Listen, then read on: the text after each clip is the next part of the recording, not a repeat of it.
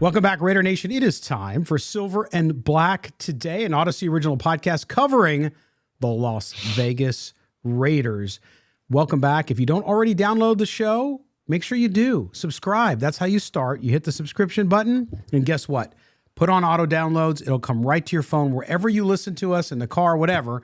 You can get it there. Also, if you're watching us on YouTube, love our YouTube chat. Always fun. Make sure you go there if you get a chance. Subscribe. Hit the notifications bell.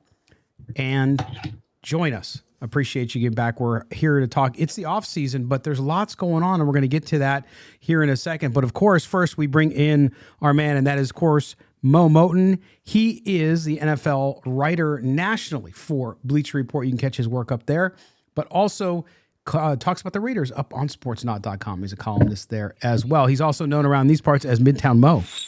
It's Midtown Mo. All right. Great feedback, by the way, Mo, on your theme music. People dig it, man. They really like it. And so we're there, and it's all about you. So we're just making sure that I'm just kidding. But no, it's all good. So here is Mo. Make sure, again, you follow him on Twitter, MOEMOTON, and catch him wherever he's at. All right, man, it's that time of the year. The combine is getting started. Are you ready to evaluate some people? Absolutely ready to evaluate 200 to 300 pound men in their underwear. This is the highlight of my career right here, the NFL scouting combine. No, I'm just joking. I before we get into that, I just want to just point out a few things about the combine, people. The combine is important, but not for the biggest reasons you think it is. I think the most important thing about the combine, as far as all prospects are concerned, are the interviews, the stuff we don't hear about. Yes. I think the interviews are super important and doesn't get talked about enough because we're not in the interview room, so we don't know what's asked of these prospects or what there was talked about behind closed doors. But I think that's the moment where team representatives get a real feel for the player, because as much as we like to break down the X's and O's and what happens on the field, a lot of these teams want to see if this player is a fit for their locker room, and the only way you can do that is through an interview. You can. The other thing we'll talk about in this segment, by the way, just an overview of the show. We're going to get into the combine. We're going to get a couple, 2 or 3 of Mo's top must watch for Raider fans, because he's always prepped. He's covering those 300-pound men. Do you remember what, by the way, Chris Jones, do you remember when he did the combine, what happened to him? I don't remember. Remind me. He was running, I think, the 40, and his junk fell out of his shorts. Yes. You know what? I vaguely remember that happening to a prospect, but Yes. I forgot that it was Chris Jones. Yes. So yeah, his junk fell out of his shorts, and he handled it really well. And I'm sure that helped him when he got drafted, because he handled that adversity like none other. But it's an amazing thing. And yes, YouTube has everything. So if you're interested, I think it's blocked out, but you can get the sense for how funny it was. But anyway, I'll take your word for that one. Yes, I think you should. But I will say this, the combine, we're going to talk about this segment. Then in the second segment, we're going to talk about a piece. If you remember Andrew Brandt's a professor at Villanova University, sports business, former front office executive with the Green Bay Packers, was involved with getting Aaron Rodgers there and all that kind of stuff. He wrote a piece up on Sports Illustrated that I want to talk about when it comes to cap and paying quarterbacks, which challenges some assumptions. And Andrew's been on the show a couple times before. I'm sure we'll have him on again real soon. But I want to talk about it in relation, because a lot of the conversation in Raider Nation, Mo, as you know, well, we can't do this and we can't do that because we got to do this. And you and I keep saying, well, no, there can be truths on both sides. You can do both things if you manage things correctly. So we're going to talk about that as well. And then we'll get into some hodgepodge in the third segment, but that's a rundown of the show. But first we talk about combine. And Mo, you talked about something about the combine not just being about running 40s and vertical jumps and all that stuff. And that's true. The other thing I want to say before you get into the player evaluation piece of it is that the combine has become a mini NFL GM convention. So if you go back the last several years, what has happened at these meetings a lot, Mo, is that deals are made. This is where we start to see free agents signed. We start to see also trades happen, not only draft picks, but also existing players. So I'm telling people, yes, watch the combine, watch the stupid 4-cone or 3-cone, whatever it is, and all that jazz. But also pay attention because you might start to see teams make significant moves. I think that's one of the underrated pieces of the combine in Indianapolis as well. I think that's the reason why so many NFL writers and reporters go to the combine to get the scoops. I Yeah. mean, they go to watch the activities and the events too, but the scoops are what moves the needle at this point in the year because a lot of the top, I wouldn't say a lot, but some of the top guys aren't going to even participate in the combine. Bryce Young isn't going to throw. Jalen Carter is not going to participate.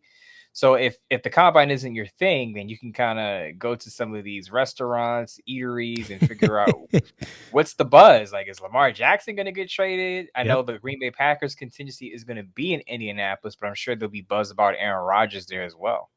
Yeah, and remember, for me, it's sort of like I'm a big baseball guy, as you know, and the winter meetings for baseball is where everything happens, right? Now, the NFL, you'd say, well, the NFL has their owners' meetings like 4 times a year. It's not the same, right? That's owners' meeting. With the winter meetings in baseball, that's where all the teams go. It's like Christmas. They bring their shopping list. What are they looking for? Who are they looking to deal? What do they need? Right? That happens towards the end of the year. And to me, this is that. This is the winter meetings, if you will, spring meetings for the NFL and GMs. And this is where I particularly, if Dave Ziegler is kind of the wheeler dealer that he sometimes can be, we might see some deals. I'm not saying any big blockbusters. They could happen, but you might start to see something happen. Now, Jalen Ramsey was a name that we've been talking about for weeks here. That has come out. The Rams are moving him. There's no question. And so you would expect, and you're seeing the Raiders' name. But this is where those discussions happen, Mo. And I think to me, yes, I'm watching the young college players and what they're doing. But to me, this is much more why I'm checking my phone every 30 minutes during this time of the year. Absolutely. And not to get Raiders fans excited, but when Jalen Ramsey was leaving Jacksonville, I think he was on Bussin' with the Boys, and he mentioned 2 teams that he would play for. Mm-hmm. The Tennessee Titans, because he's a native of the state of Tennessee, and the Raiders. Yeah. So I don't know if he still feels the same way, because you got to remember when he was leaving the Jaguars, I believe John Gruden was in place. The Raiders were a different team. I don't know if he would want to play under Josh McDaniels and Patrick Graham and that staff. Raiders being coming off of a 6-11 season. But I think it's worth mentioning because the Raiders they have a need at cornerback. Now, I'll say one thing that makes me skeptical of a Rams deal with Jalen Ramsey is Jalen Ramsey reportedly wants a new contract. I don't know if the Raiders are going to want to spend as much as you can ask for a certain dollar number. Doesn't mean you'll make it, but Right. he wants to be one of the highest paid cornerbacks, and he's playing still at an all pro level at 28 years old. So he's worth that penny, but I don't know if the Raiders will be willing to spend on him. Yeah, that remains to be seen. And I think, this draft in particular, which now will transition into Mo telling us about some guys we got to watch. This draft in particular, if you look at edge, you look at cornerback, is deep. There just is a lot of player. I mean, there's a lot, which is good for the Raiders. Listen, because they could use another edge player because Chandler Jones, you don't know. And plus you got to continue to develop guys all the time. And then cornerback. There's clearly a huge need for cornerback for this Raiders team. Mo, when you look at this combine this week and what's happening there, give us somebody maybe on the defense, a guy you're watching in particular closely as it relates to the Raiders and who they might be wanting to interview and sit down and have a cup of joe and figure out if they're the right person. I don't want to butcher his name, so I'm going to take my time with his pronunciation. Tuli Tuipalatu out of Yes. USC. Defensive tackle, I believe is about 6'4", 290, lined up a lot on the outside at USC. Probably going to have to transition inside on the NFL level. But I think the Raiders should totally be interested in him in the second round. I actually think that he can probably be, when it's all said and done, you look at him and say, why wasn't he a first-round talent? Now, the Raiders, as we all know, if you're a Raider fan, you know this, they need a guy who can play the 3 technique on the inside. They need a guy who's going to be able to unlock their edge rushers and generate some pass rush on the inside, on the interior. And I think Thule could do that. Now, there are some questions about his fit because, as I said, he lined up mostly on the outside at USC. He's about 6'4", 290, so he's not going to line up on the outside unless it's a sub package on a pro level. So he's going to have to move inside, which wasn't his thing at USC. But I think he can transition well because of his skill set. He has the power now, and he has a pass rush plan. Now, a lot of these edge rushers come into the NFL, and they're just using their best move, the bull rush, a spin move. Right. I think he has a developed pass rush plan where he can do different things on the inside if he can transition. And I think that's part of why you saw the production that he had. I believe he had 13 and a half sacks this past season, 22 tackles for loss. So if he can bring that to the NFL, not saying that those numbers will translate directly, but if he can get the Raiders a handful of sacks and 10 tackles for loss on the pro level as a rookie, I think that's big for the defensive line. So I think the Raiders should be eyeing him at the combine and through the draft. Absolutely. His older brother, Marion, of course, played for the Eagles as well. And also, I mean, you look at what he did, unanimous All-American, two-time first Pac-12 team, Morris Trophy he won. He won the Pat Tillman Defensive Player of the Year Award. And of course, he was the Polynesian Football Player of the Year. So a great pick there. And like you said, could fall into that second round. The size and the quickness, actually. I mean, I think you mentioned it. You watch him, and he's pretty stellar. So we'll have to see how that all goes down. What about the defensive backfield? Anybody stick out for you there? Do you select anybody there? Is there somebody that Raider Nation, as they start watching the highlights this week, that they might want to look for? There's a guy I've been mentioning from maybe 6 weeks ago, and Cam Smith out of South Carolina. Now, I have family in South Carolina, so maybe it's a little biased, but I really like Cam Smith. He's not the athletic prototype, so to speak. He's not Gonzalez out of Oregon. You're not going to see a fluid athlete out of him, which is why I want to see how he performs at the combine. Because one of the questions about him is, does he have the makeup speed when a wide receiver gets a step on him? Can he make up for that close that window really quick if he's initially beat? Because as a cornerback, you're going to get beat on the pro level. When you guys got guys like Devontae Adams and Justin Jefferson out there, you're going to lose some battles. It's how do you respond to those lost battles, and how do you recover when a wide receiver gets ahead of you downfield? So I think the combine will be important for Cam Smith because they'll show where his agility is, where his change of direction is, his back pedal, things of that nature. So he's going to have to show out there. If he shows out at the combine, I think he can go at the end of the first round. If he's very average, as many draft evaluators think he is as an athlete, then he could be available in the second round. But I will say he's very instinctive, and that's why he has all the ball production that he had at South Carolina.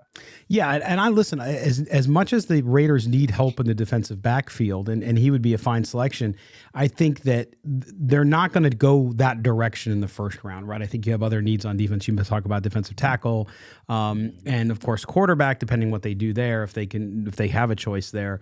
And so you have to look at guys later in the second or third round even. Guy like Deonte Banks out of Maryland, right? Here's a guy, one of the big corners, if you call them 6'2", I forgot what his weight, 190. He's got that lateral movement. He's got that big length that you look at a big corner and they can do the run, but you talked about the agility, the lateral movement. And for a kid that big, I like his movement as well. So there's a lot of, again, really deep drafts. So if the Raiders don't select a cornerback in the first two rounds or even the third round, Mo, I think there's going to be quality guys going into the fourth. I think so too. And a lot of people think that the cornerback position is probably one of the deepest positions in this draft class. So I actually expect the Raiders to go cornerback early and late. I wouldn't, that's one of the positions What do you mean by early though? Are you thinking before the third? I would actually consider it in the first, believe it or not. I would, if the Raiders trade, let's say the Raiders are at 7 and they don't like any of the options they have at 7 at that value. And let's say they trade back into the teens and Joey Porter Jr. is there. Yeah. I'm taking Joey Porter Jr. I know he only has one interception at the collegiate level, but it's not all about interceptions. And I think he could be a number one lead corner type that the Raiders need on the back end. So I wouldn't take him at 7, but in the teens, early 20s, if he's there, I don't think he'll be in the 20s. I think he'll go in the teens because I think he's the number one cornerback. Maybe Christian Gonzalez, depending on what you want. If you want a physical guy, Joey Porter Jr. If you want more of an athlete, it'll be Christian Gonzalez. But I think he could be the top cornerback off the board. And if he's there, again, in the teens, late teens, I would take him. Yeah. I mean, you got Devin Witherspoon, Gonzalez, Porter. I talked about Banks, Tyreek Stevenson out of Miami too. I think is a little underrated. So again, I see at least 2, maybe 3 of those guys going in that first round. But then with all of the other depth you have there too, you could end up going later. And if the Raiders, to me, we'll see what they do at 7. I mean, listen, if they can't go quarterback, if they can't move up, if that's their direction. They could certainly move down in the first, pick up a second or a third round later for that first round. That number 7 pick will be very valuable, and that wouldn't be a bad thing for this Raiders team if they're going different direction in quarterback, because then you accumulate picks, Mo. And to me, if I'm them, just like a bunch of the other teams that need bodies, that's what I would consider doing if you're not going to do quarterback in the first round. And let's remember that free agency is going to change our opinions on this. Once we see what the Raiders do in free agency, they may sign a top corner off the market, a Jamel Dean out of Tampa Bay, played for Tampa Bay over the past few years. If they sign a top corner, then you could take corner off the board on day one, in my opinion, because you need someone on the defensive line. And I know you only asked for a couple of prospects, but the other guy I'm looking at, Miles Murphy out of Clemson. That's a guy I think it's interesting for him because there are questions about his short area agility. So I think things like the cone drill and his 10-second split are going to be important for him at the combine. But I've seen Miles Murphy listed everywhere between 5, 6 going to the Lions or the Seahawks, all the way I've seen him in the 20s. Yeah. And the big question for him is, doesn't have great bend, but he has that long arm bull rush that has got him through and got him some sack production out of Clemson. So it's going to be interesting to see where he falls and how teams see him. Well, and before we hit the break here, Mo, I think one of the opportunities that the Raiders may have is if they don't go quarterback or they don't move up to get a quarterback and the quarterback they want is not available at 7, could they go offensive line again? Could they go? They've been linked in a lot of these mock drafts to Peter Skoronski from Northwestern. Yeah. Is that a guy you could see them taking at 7, or if they trade down a couple picks in the top 10, top 15? This is going to sound crazy, but I actually think that the Raiders might like Jermaine Illuminar at right tackle. I really honestly think that, because being that he didn't start before this past season, wasn't a full-time starter before this past season. Again, I believe he allowed 1 sack after week 2 or 3. I know he was a penalty machine, but remember, it was his first full-time position as a starter.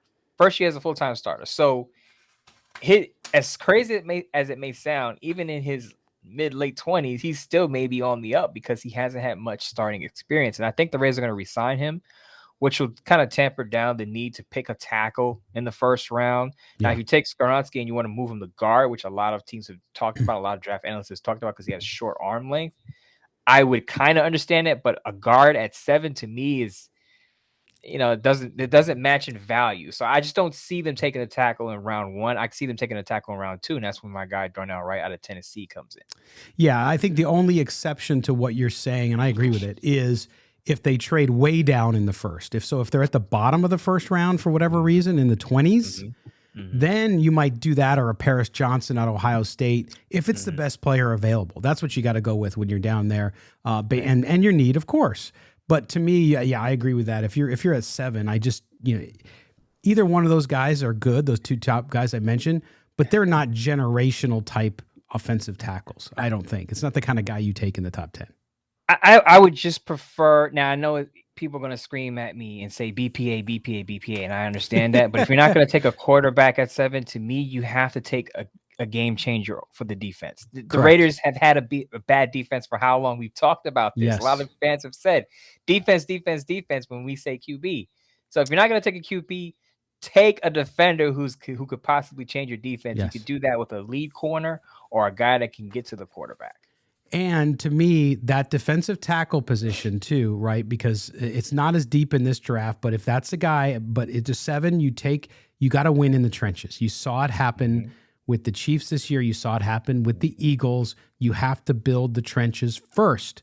So it's not always sexy. You're not going out and buying the jersey, but if you can get that guy, he can be a huge game changer. All right, we're going to take our first break. When we come back, we're going to shift gears a little bit. We're still talking about the Raiders building their roster, but our good friend Andrew Brandt from Villanova University writes up on Sports Illustrated. He writes about the business of the NFL, which a lot of us forget about, including me and us when we talk about football. He did a great piece up on SI, and we're going to talk about his premise when we come back. It has to do with the salary cap and how you can, he says, build around paying a top flight quarterback. So you can pay a quarterback $50 million and still have money left over to build a winning team. We'll talk about that when we come back. You're with Mo and Scott here on Silver and Black today in Odyssey Original Podcast. Don't go anywhere. Welcome back. Silver and Black today in Odyssey Original Podcast. Welcome back. This is Mo and Scott Branson. We are your hosts. We are guiding you through the offseason. That's right. The signpost up ahead says NFL Combine. Past that says NFL Draft. And then there's a little bit of a dead period. And then we get camp. And then we get back into it in full swing. So thanks for being with us. If you don't already subscribe to the podcast, do us a favor and please subscribe. Also put on auto downloads. If you're watching us on YouTube, hit subscription and the notification bell. Okay, Mo, I sent you this piece after Andrew wrote it. But Andrew Brandt, if you don't know Andrew Brandt, you can check him out. He's a great follow on Twitter, by the way, if you want to follow the business of sports and the business of the NFL. Former Green Bay Packers front office executive, significant in the signing and the kind of contract structure for Aaron Rodgers, of course. And that's not what we're talking about today, not Aaron Rodgers in general.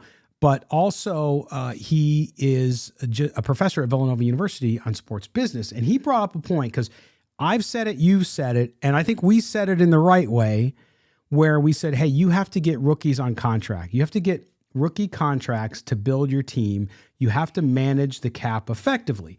And Andrew's premise is that it is not big quarterback contracts that are the problem. It is bad cap management because, and I want to read some of these stats, Mo, because they're pretty stellar, and then we'll get into the discussion, which he talks about rookie contracts, right? That the CBA, the collective bargaining agreement in the NFL, makes the cap management of utmost importance. And what he talks about is rookie contracts. That's a 4-year contract. As you know, you get a 5th-year option. You can't renegotiate a rookie contract until your 3rd year. The NFL rosters today, Mo, 50 to 60% of them have players on their team that are on those rookie contracts. And if you look at the players, if you average, let's say 30 players on a rookie contract, that's $1 million a year. That's $30 million to half your team. And you might have a $224 million cap space, right? With the cap. And so that's his point, is that it's cap management versus cash management, which we'll get to in a second. But his premise, Mo, if you think about it, if half your team is making $30 million, that leaves you quite a bit of money. So I'm not saying the Raiders need to go there, because you and I have been very public about our support of the Raiders going all they can to get CJ Stroud to get a young quarterback. Dave Ziegler's statement the other day that, hey, we might not know exactly what we're going to do. We might not fix it this year. We might not get that quarterback for the next 10 years in 2023. And the discussion has been around, we can't afford Aaron Rodgers because we have to build the defense, or we can't go trade for Lamar Jackson. Not saying that they should, make it clear, but saying that you can't go get him and pay him $50 or $60 million a year like the Browns paid Deshaun Watson. But Andrew's point, though, is well taken, is yes, you can, if you really think that's the guy. Aaron Rodgers, different story. You're talking about maybe, if you're lucky, 2 years, I think. But either way, Mo, it was a really interesting piece because it did even challenge some of my assumptions. Right. And I think we've said something very similar, that you don't want to have to pay Aaron Rodgers because then it could hamper what you could do with the defense. And basically, Andrew's point is you could still do things with the defense and get an Aaron Rodgers. But I think my main stick point with Aaron Rodgers is I'm not giving up a first rounder for a guy, as you said, right, who may be around for 2 years tops. Yep. Now, if you're going to get a quarterback and pay him $50 million a year, then you have to also understand that you also have to draft well. That's where the rookie contracts conversation comes in. Right. So those guys on rookie contracts have to contribute. It's one thing to have them on your roster, but they have to be able to contribute if you're going to have a $50 million a year quarterback. The other thing is you have to spend wisely in free agency. So if you pay a guy, let's say $50 million, a quarterback $50 million, $45 to $50 million a year, you're probably not going to have two other guys making top of the market salaries. But that doesn't mean that you can't still fill out the roster with some good free agent pickups, because there are guys that are going to be making outside the top 10 at their position. It can still be productive. So to Andrew's point, yes, you could still build a roster, but your regime, your front office has to be very good at drafting and free agent pickups, because if you whiff on a couple of guys that you pay decent money to, it's not going to look good. So I get Andrew's point, but the other part of this is your regime, your front office has to be good at finding talent. So, and that's the crux too, because, and he says this in the piece, and it all comes down to this, which is, does your front office and your cap management team do a good enough job? He's in essence saying that it's not easy per se, but if you have people who know what they're doing, then you can do it. And he talked too, I thought it was really interesting, because we talked, our episode on the salary cap and explaining it, by the way, was, as I think, our most downloaded episode over the last couple months, is the cap management versus cash management. When you see cap numbers, and a lot of fans out there listening and watching us, oh, well, we only have so much cap space. You get focused on the wrong thing, because there's cap and there's cash. And those are separate things. So when you have a player making cash, big signing bonuses are troublesome, because you get the cash up front and you think, oh, well, that's great. But then it's back-ended on the end of the contract, and it's prorated out the length of the contract in your cap hit. So what Brandt calls, and this is something that good cap managers do, and I looked into what the Chiefs have done, and it's exactly what they've done, which is you kind of pay as you go. You give a guy money and you spread it out over a certain amount of time, a lengthier amount of time, but it counts against your cap less. And so the cash up front is not as great, but the player has security. You guarantee the money down the line. So to me, this is why this year and what the Raiders do at quarterback almost is less important than how you watch they manage the contracts, right? Because you could look at last year, Mo, and say, well, geez, the Chandler Jones contract, right? On the other side of it, the Derek Carr contract, and they're out on it, not a bad deal for either side, by the way. And so the jury's still out on whether this team can manage the cap effectively. The premise here, though, if you read the piece, is that it's all contingent on your front office being on the ball. I like the fact that he explained how he handled things as a cap guy with the Packers. He said he usually tried to match the cash with the cap.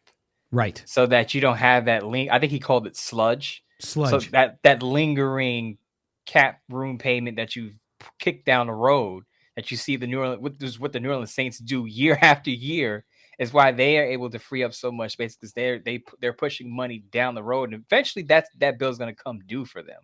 Yeah. But what Brandt says, he tries to usually he tried to, as close as possible. So if a player is getting 10 million in cash, 10 million earmarked for cap space, he would try to get that player close to 10 million in cash, so that, again, you don't have that lingering sludge years down the line, and you still have that flexibility. So that's just a quick example of how he handled things. And he also said that he's starting to see teams do the opposite. You hear all the time, guy gets a signing bonus, is prorated, and it gets complicated. But all you have to know is that when you hear that proration of the signing bonus, that earmarks cap room down the line. It makes it less flexible for you to move things around. Whereas if you pay cash up front, it gives you more flexibility years down the line, years to come.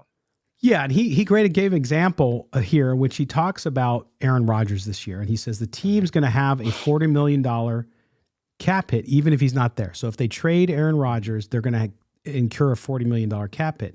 That's the same cap charge the Falcons had for Matt Ryan last year, which is pretty incredible when he played for the Colts. And the Eagles had a $34 million cap charge for Carson Wentz when he played for the Colts as well. So again, paying a top quarterback cash is not the issue. It's dealing with the leftover cap figure.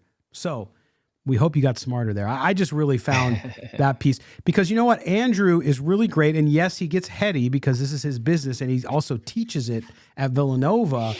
But I think as fans and people who observe the league like you and I, we sometimes forget the difference. We start talking cap numbers.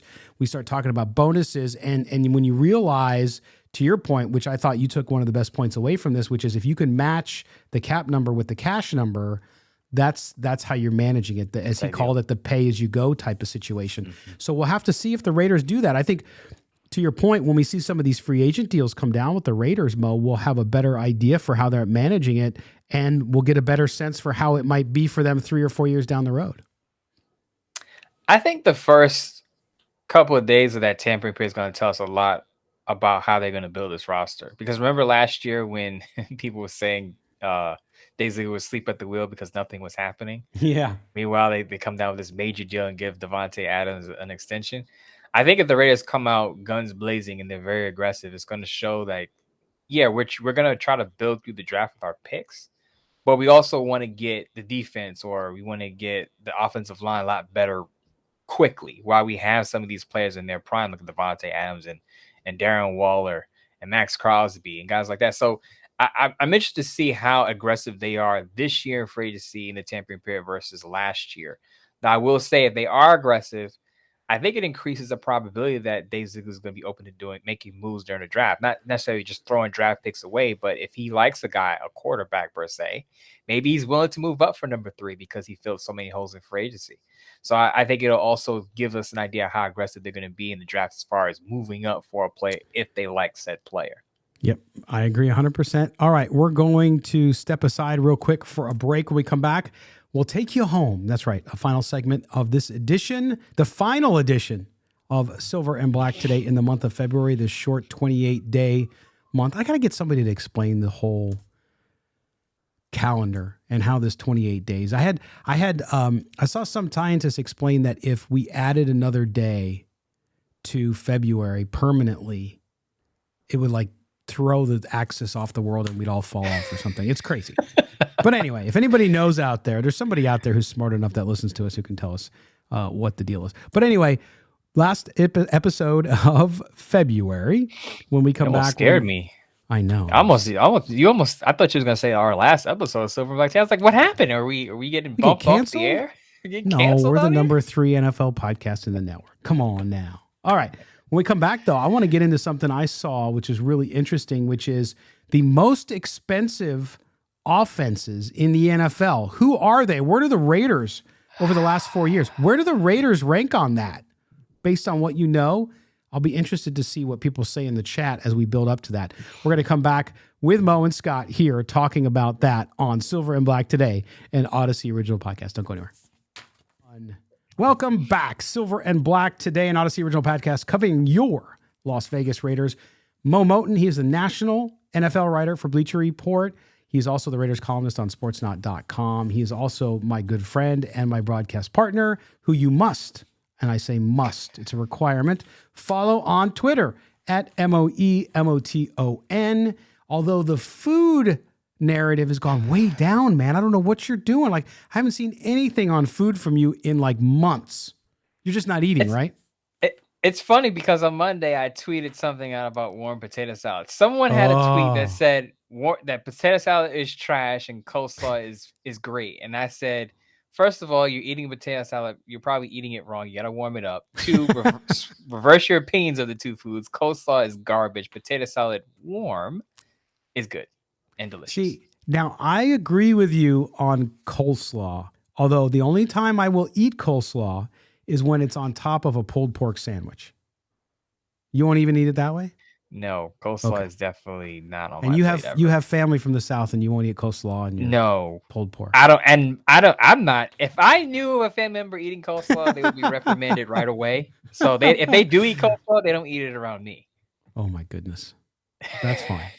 And I don't like potato salad, period. Like, I don't eat it very often. I to be honest, I've never had it warm. I've seen your debates back and forth for the years now, but I've never even had it warm because when I see it cold, I don't even want it. Will it change my mind if I have it warm? I think it would, because I didn't like potato salad at all either until I tried it warm. And then I was like, oh, this is like mashed potatoes with a kick. If you like mashed potatoes, I do like all mashed potato potatoes. salad is mashed potatoes with an extra twang to it. Oh. That's all it is. I like the little potatoes, and you slice them in half. You take a cookie sheet. You ready? I'm giving you a recipe. You take a cookie sheet and you put down some olive oil, some Parmesan cheese, some garlic, salt, and pepper, and you cut the little red potatoes. You cut them in half, and then you just lay them face down and you bake them. I'm telling you, brother, so good. I take your advice for it. You're Italian, so I take your advice. Which reminds me, by the way, I wanted to tell you something. I know we're probably having backdoor conversations on air here, but this is very important. I watched all 3 parts of The Godfather this past weekend. All 3 parts. Only 2 count, but that's good. Straight through, and it's a great movie. Oh my gosh, great and sequel. Yeah, I mean the best sequel ever made in my view. Right, so 2 was spectacular. 1 was amazing. 2 is spectacular. 3, I just can't. Right, that's what happens when Francis Ford Coppola lets his daughter direct it. No offense, she's gotten better since, but it's tough. Although I haven't seen, they have a recut of it. I don't know if you watched the recut of it or if you watched the original of 3. Okay. So I haven't seen the recut. Some people said it's better, so we'll have to see. But thank you. And now you've seen Goodfellas, right? Yes, million. Okay, good. So you're up to speed then. Movie. All right. Now you just I'll be watching Scarface tonight. Okay, you haven't seen that yet? Haven't seen that straight through. Like, oh yeah, I'm watching it straight through tonight. So I'll be up to speed on all of it. I'll tell you 2 things in this world. I got my boss. And I got my word, and I'm breaking none of them for nobody. Okay, there you go. So there's a word. It's funny because I always seen bits and parts of it. I've never just sat there and just watched it beginning to end, but I will by the end of the day. So you'll all be proud of me for that. True story, and we are going to get back to football here in a second. And if you're out there complaining, why are you guys talking about food and movies? Then just move on. But anyway, so my wife is Cuban, right? So right. I go back in time to when we first were dating. And my wife says, hey, you got to come over. There's a family party. I'm like, okay. So I go over for the family party, and I am in sans the drug and illegal activities. I am in Scarface. Hey, how you doing? What's your name? Are you American? I mean, all of her relatives, all the Cubans, that it goes to show you, if ever around Cubans, Al Pacino, who's an Italian guy, nails Tony Montana. The character, the Cuban accent, like nobody's business. But I was in there, and I met a couple of her cousins, and I'm like, oh my gosh, I feel like I'm in the movie. It was crazy. But anyway, enjoy the movie, and it's actually remarkable to look back at it. They're trying to remake it. Don't. They're going to change the dynamic, but it's just different. But anyway, good for you, man. I'm glad you sing it. Okay, now, speaking of... Say hello to my little friend. Okay. I saw Warren Sharp from Sharp's Football tweeted out this week. He was talking about most expensive offenses over the last 4 years. Mo, you saw this, right? Mm-hmm. Okay. Indianapolis is number 1. Holy moly. Over the last 4 years. Now, if you think about it, they've been trying to find quarterbacks, so they're overpaying for guys that aren't performing, right? Which is, of course, Phillip Rivers, who then ended up retiring on them, and then the Carson Wentz deal, which again they paid $34 million this year for nothing. And then you have Dallas, number 2 at 407. Not surprising with the money they doled out to Prescott, to Zeke, all those guys, right? Mm-hmm. Number 3, Green Bay. Green Bay surprised me. It's $404 million. I understand the big Aaron Rodgers deal, and they had Devontae Adams for a while, but they have done nothing. It's crazy. Number 4, Tampa Bay. So you have Indianapolis, Dallas, Green Bay, Tampa Bay. Number 5 is a tough one. Cleveland. Can you imagine all that money, Mo? Cleveland, and what have they finished? What, over 500 once? Right? One playoff. Yep, and one playoff win, I think. One playoff win. That's number 5. Number 6, guess who that is, Mo? The Las Vegas Raiders / Oakland Raiders. $387 million for what? One game under 500 was the best year, correct? Well, they got to the playoffs. They got to the playoffs last year. But holy moly, then you have Tennessee, you have the Chargers, Washington, San Francisco. The bottom 5, so the teams who spent the least amount of money on offense. And the surprise is the last one, and I'll get to that. It's Carolina, Miami, Pittsburgh, Denver, and they haven't had a quarterback. That's why. Hmm. And then Baltimore. So I bring this up to talk about the Raiders, of course, but secondarily, Baltimore, if they really love Lamar Jackson, they should just give him his money. They don't spend anything on offense. $273 million in 4 years. That's pretty interesting. And what I surmise from that is Lamar being on the rookie deal. Yes. They decided not to pay Orlando Brown. Remember, they traded him to the Yep. Chiefs. That would have Yep. boosted it. They have Ronnie Stanley there who's making a pretty penny, but I think you're right. I think that's a pretty good takeaway from that is people who are criticizing Lamar Jackson. Look at what Baltimore is spending on their offense while he was there. Yeah. So I would say sign a big time wide receiver if you want to make Lamar happy. That should be one of the things you do. But Baltimore, their identity is they're gonna run the ball, and as we know, running backs don't make a lot of money. Right. So I think that's baked into that number. But it also, as you pointed out astutely, is that you want to make Lamar happy. You want him to stop sending out these cryptic messages on Twitter and Instagram. Pay for a wide receiver to come to Baltimore and give him a number one. But here's the thing, Mo. What wide receiver in their right mind is going to go to Baltimore when they don't pass the ball?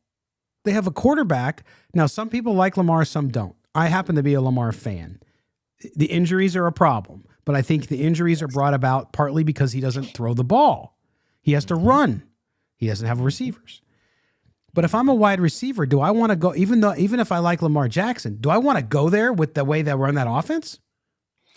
A couple of things here, and I don't want to get off onto a Lamar Jackson tangent, but a lot of people aren't honest when it comes to the Lamar Jackson discussion. I'm just going to state up front. A lot of people are afraid to criticize Lamar Jackson because they're afraid to be called racist. You think after that? What happened? Wait a minute. You think that? I honestly believe that. A lot of people are afraid to criticize him because they're afraid of the backlash they're going to get on social media. People are going to say, are you saying black quarterbacks can't do this? Are you saying black quarterbacks can't do that? And I think that's part of why some people don't say certain things about Lamar, even though we know it to be true. Like when I said, you're going to pay Lamar Jackson $50 million. If he wants that money, all power to him, because if Deshaun Watson can get that, Lamar should be able to get it. But you have to look at the fact that he's missed 11 games over the last 2 years. I saw a number. He's played one December-January game over the last 2 years because he's been hurt at the end of the year after getting banged up with all of these runs. Now, I can also say, yes, the Ravens should pay for a top-flight wide receiver to come there with Lamar. But if we're being honest with about Lamar Jackson, now this may be partially because Greg Roman likes to run the football. He's not the most high volume passer. Let's remember that Hollywood Brown wanted to be traded. The Ravens didn't just trade Hollywood Brown to the Cardinals. He requested to leave Baltimore because he wanted to get paid, because he wanted more passes thrown his way. Yeah. Part of that is on Greg Roman, and part of that is on Lamar Jackson. We have to be honest about that discussion. Yeah, and listen, I think my criticism of Lamar Jackson, because again, I like him as a player. He's an incredibly dynamic athlete. My problem with him is not only the injuries, I just didn't, after his MVP campaign, I just didn't see him get better. I didn't see him elevate his performance in every facet of the game. And so to me, that's where my concern would be.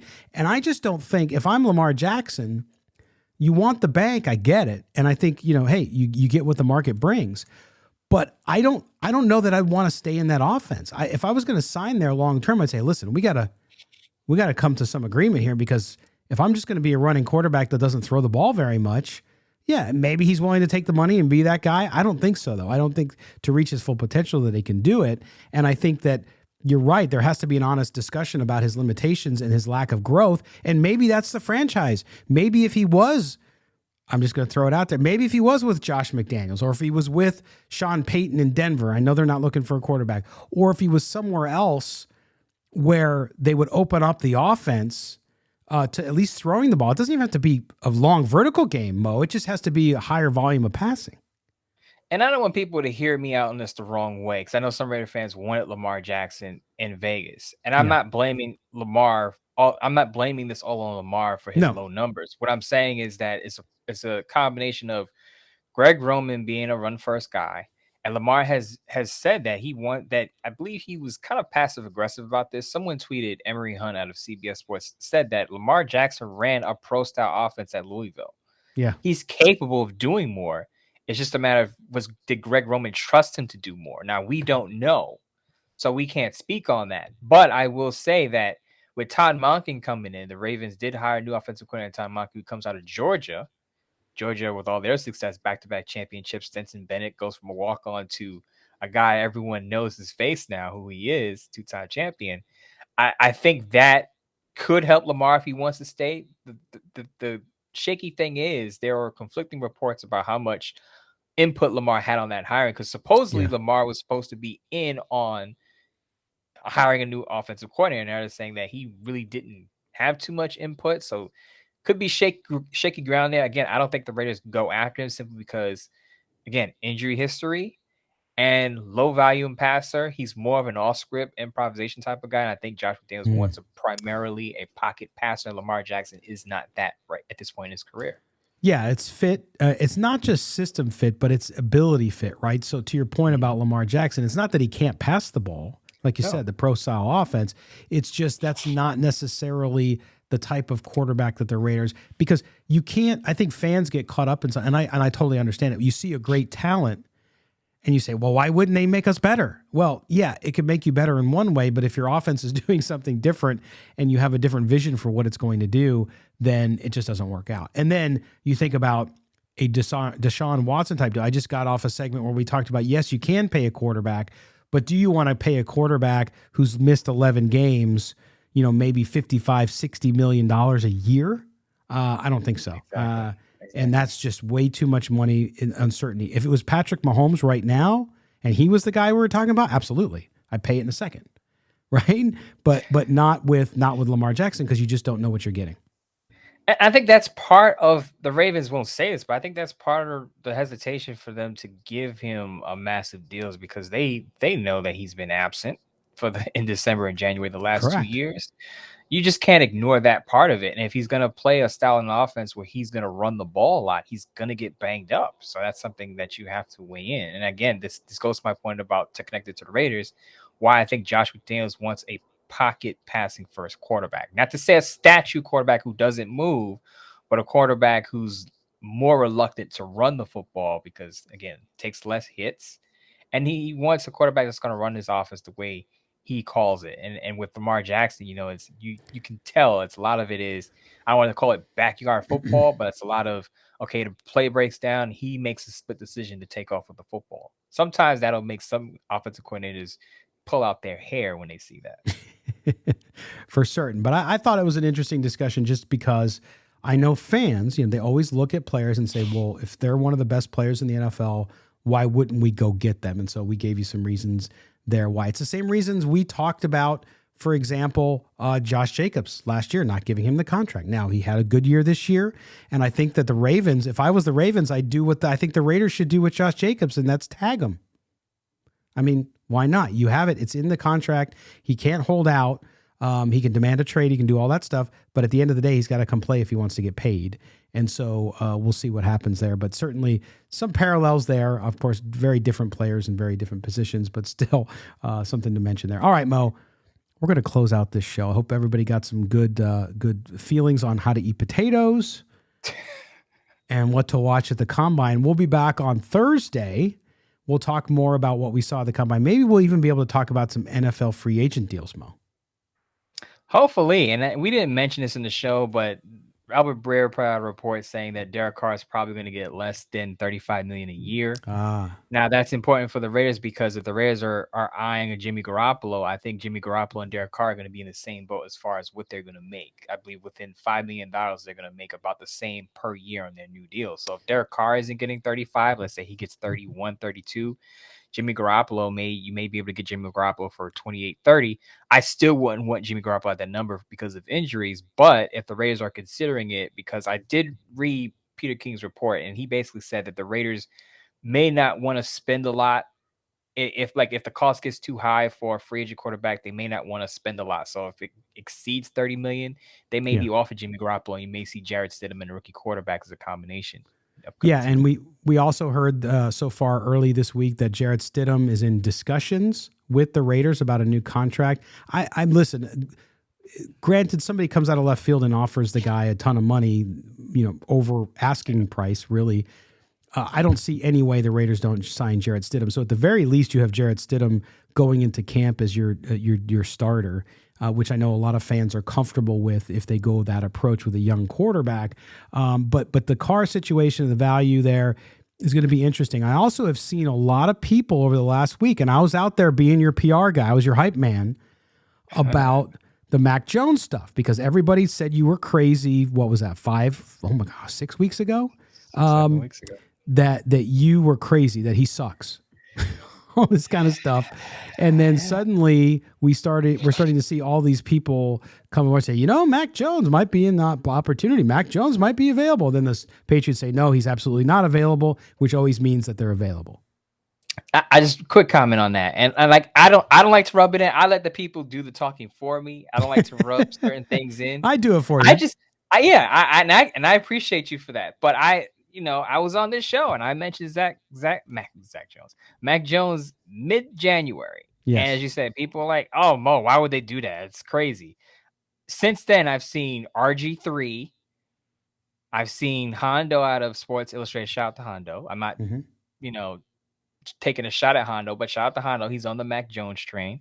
Yep. And I've seen other reporters mention, oh, maybe the Raiders should call the Patriots about Mac Jones, because I'll say this, even though Tom Curran, who's a Patriots reporter, went on the Rich Eisen show and said no way that the Patriots are shopping Mac Jones, it doesn't mean he's not available if you make a call and a good offer. Because when he wrote in an article of the QB breakdown of the Patriots, he also said that Bailey Zappe's progress in the offseason could impact how the Patriots handle Mac Jones. So if Bailey Zappi looks good in the early spring, the Patriots may be more open to moving Mac Jones. Now, I know that's after the draft, it's after the fact, but who knows? In 2024, Mac Jones could still be in the trade chatter, and he may wind up on the Raiders as a possibility. I will not let go of that idea because I think it's a good idea while he's still on a rookie contract. And I know a lot of the rebuttals to you on that have been, at least that I've seen, have been, well, we have Jarrett Stidham. It's not that he's not much better. And I would say that actually he is better. He started for an entire season. Yes. I know the Pro Bowl is a diminished honor now, but still, he made the playoffs. Scott, he was second Offensive Rookie of the Year voting. Correct. Behind Jamar Chase, of course. Right. But he got some Offensive Rookie of the Year votes. Right. And he lost a lot of his roster on the offense, and he had a bad defensive coordinator running his offense. So he's better than Jarrett Stidham at this point. I'm not saying that it'll happen, but I think a lot of people are dismissing Mac Jones without knowing much about him or have watched him play. Not only is he better, he's done way more than Jarrett Stidham in that offense. Jarrett Stidham's only started 2 games under Josh McDaniels. As you said, Mac Jones started a complete season, got the Pro Bowl honor. I know Pro Bowl doesn't mean a lot to people, but as I said, he got some Offensive Rookie of the Year votes as well. Yeah. And he's about to have his third coordinator in 3 years. People always want to say, well, Carr hasn't had stability and all of this stuff. And they say, well, Mac Jones is a bum. He's about to have his third offensive play caller in 3 years. But what kills me, though, is when Raider fans call him cocky or that he's a jerk. And I'm thinking, did you ever hear about Lyle Alzado or any of the greats who are such great, awesome players? It's like, who cares? That's what you want. He's arguing on the sideline with coaches. That's a red flag. Tell Rich Gannon that. Gannon. Yeah. I mean, if you liked Rich Gannon, I think you would like Mac Jones' attitude, because Rich Gannon was fiery. He would fire back at the coaches. And I know Mac Jones is much younger, so he has fewer pelts on the wall. Mm-hmm. But I'd prefer a guy who's going to speak up about what he likes and doesn't like versus a guy that just stands at the podium and says everything's all good, it's fine. A passive guy. I'm not going to mention any names, but I would like a fiery quarterback who's going to tell me what's on his mind versus a quarterback who's not going to tell me anything. Yes. And it's interesting because this conversation, I know you started with the Derek Carr, and you brought up Derek Carr just because of the figure. Contract. It's interesting because of where that number is. And also we're seeing Derek Carr, his PR team has done a great job putting out, and of course the story about the Jets telling him he'd be a Hall of Famer and all this kind of stuff. It appears that Derek Carr is sort of a plan B with a bunch of teams. They're still waiting for the Aaron Rodgers ball to drop. They're still waiting to see what happens there and what the market will set and these free agent deals that could come starting this week, right? So it's interesting to see the value there because Derek Carr would have gotten $39 million from the Raiders this year. And so even if a team had traded for him, they would have been on the hook for that money. Now they can get him for a little bit less, which is kind of what you and I expected would happen.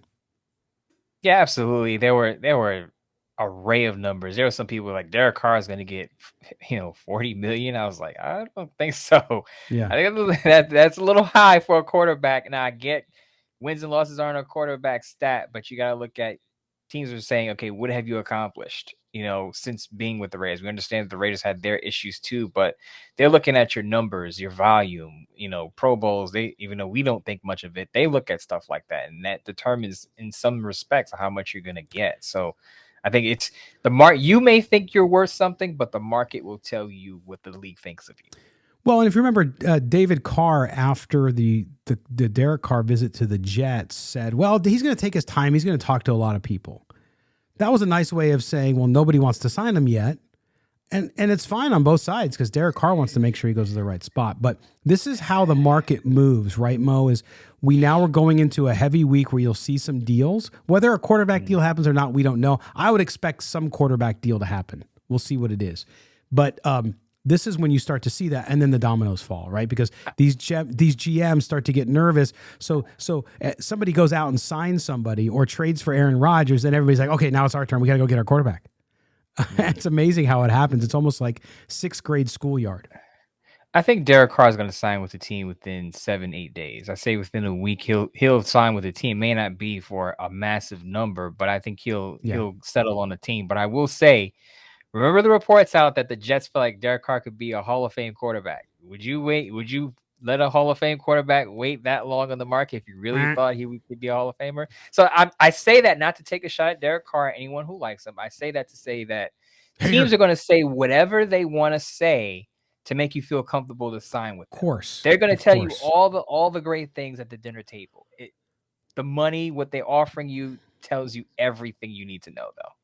Exactly. And I still believe, and I go back to January 2 when Derek Carr was benched, and you said it, and I agree 100%. And I don't know exactly which team, but the NFC South is where he will end up. I say he ends up in New Orleans still. That's that. If I was going to bet it, that's what I would do, because to me, that's the better team. Okay, you could say Carolina's a little better maybe, but I think for his situation and what they have in New Orleans, the familiarity too, obviously with the coach, Dennis Allen, makes it fit. So I would, if dollars to donuts, I would bet on New Orleans. So we'll have to see how that goes down. And maybe that happens this week too. You never know. And that was my initial landing spot for him was New Orleans. So we'll see if that checks out. Mostradamus speaks. Yes, ladies and gentlemen. He is 100%. All right. We are going to step aside for this episode. We're going to close it out. We appreciate you guys being with us. Mo, we're going to talk to you on Thursday. My man, what do you got coming up people need to watch out for?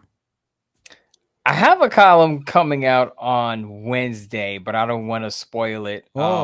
Obviously, we're going to talk about a lot of combine stuff, so that will get you in gear with that, which I think really quick, just not go off on a tangent, but the NFL schedule is weird. We focus on rookies in the combine, then we switch over to free agency, then we switch back over to rookies in the draft. It's just odd. But anyway, we're going to talk a lot of combine. I'm going to have a lot of combine columns coming out.